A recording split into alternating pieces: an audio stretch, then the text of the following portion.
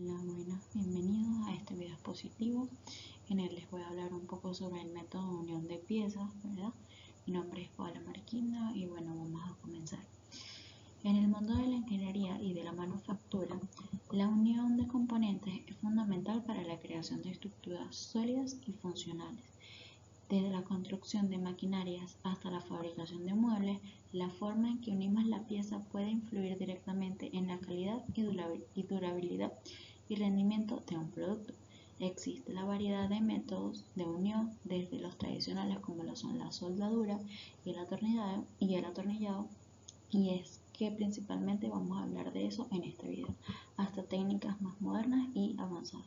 No vamos a tocar tanto las técnicas más modernas y avanzadas, sino que vamos a quedarnos sobre todo con lo que son la soldadura y el atornillado. Ok, comenzamos con lo que es el reblonado. El reblonado es un término que se utiliza en el ámbito de la construcción para referirse a un tipo de unión o ensamble que se realiza entre piezas de madera. El reblonado es apreciado por su resistencia y estabilidad, ya que ayuda a evitar que las piezas de madera se deslicen o en su defecto se separen con el tiempo. Además, este tipo de unión es menos visible que algunos otros métodos, lo que contribuye a un acabado más estético y limpio en los productos finales. ¿Esto en qué consiste? En la inspección de una espiga o roble, a veces llamado espiga de madera, en un orificio correspondiente en otra pieza de madera, justamente como tenemos acá en el dibujo que tenemos aquí, que es la pieza, ¿verdad? Se introduce, ya sea con un martillo dándole fuerte, y con la otra sellamos el acabado. Este reblonado se utiliza en las diversas industrias como la automotriz, la aeroespacial y la construcción, debido a su capacidad para unir materiales distintos y su facilidad de automatización. Este método proporciona una conexión robusta y duradera.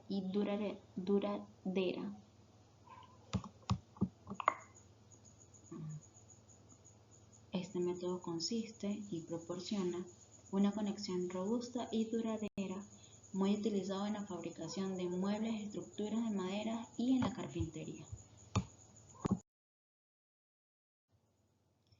El atornillado es un proceso mediante el cual se utilizan tornillos para unir o fijar dos o más componentes. Este método es común en diversas aplicaciones, desde la construcción y la fabricación de muebles hasta el ensamblaje de maquinarias y equipos eléctricos. El atornillado permite una unión firme y en muchos casos es una solución que puede ser deshecha y repetida, lo que lo hace útil en situaciones donde se requiere mantenimiento o desamblaje.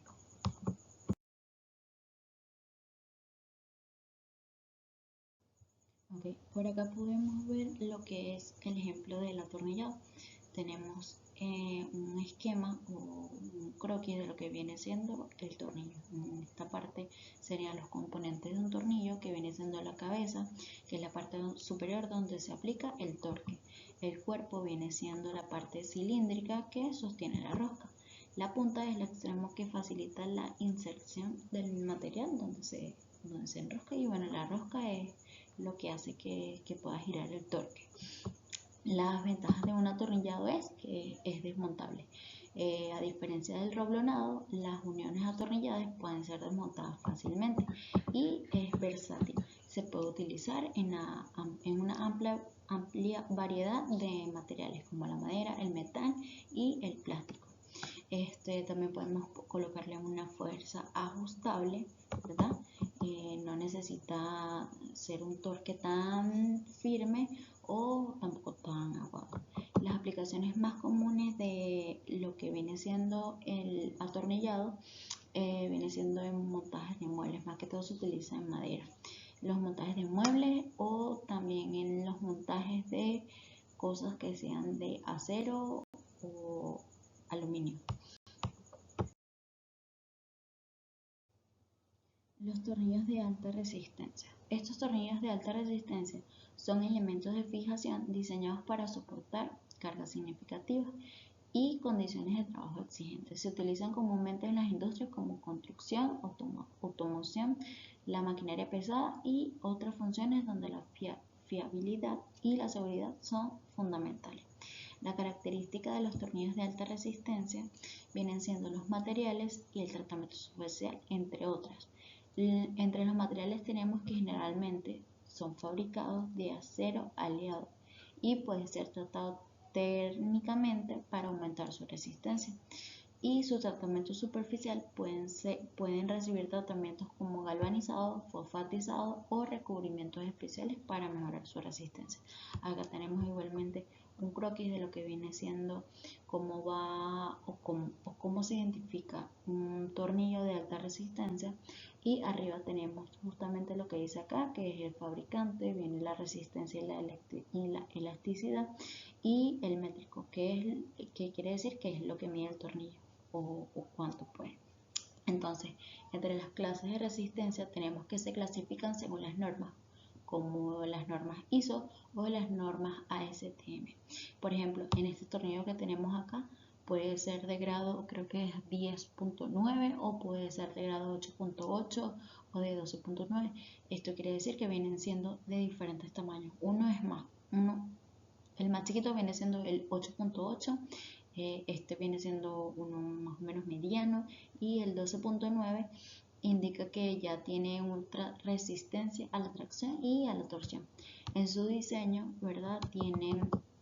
Tienen o suelen tener roscas que son más profundas para darle acabados que permiten un mejor agarre y distribución de cargas.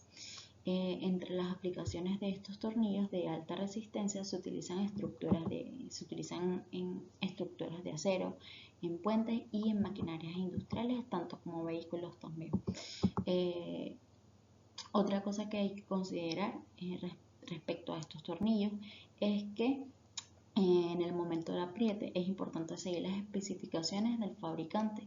Lo que quiere decir es que necesita un apriete adecuado para evitar una fatiga de material o alguna corrosión. La compatibilidad de estos tornillos requieren de una alta resistencia, normalmente sí se pide.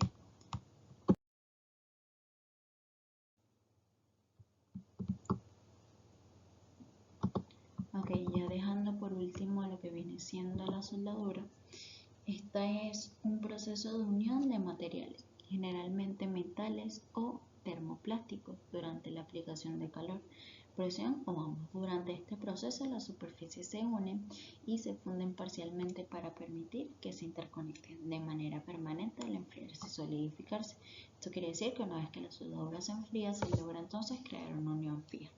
Básicamente la soldadura es un proceso que es utilizado para poder unir piezas metálicas por medio de la aplicación de una corriente eléctrica. Los componentes o los tipos de soldaduras más comunes son los siguientes. Viene siendo la soldadura manual de electrodo. En este proceso utilizamos lo que mencioné anteriormente, que fue la corriente eléctrica. Esta corriente eléctrica forma un arco voltaico entre la varilla del electrodo y el metal base de la unión que será soldado. Este arco brinda calor suficiente para poder fundir el metal,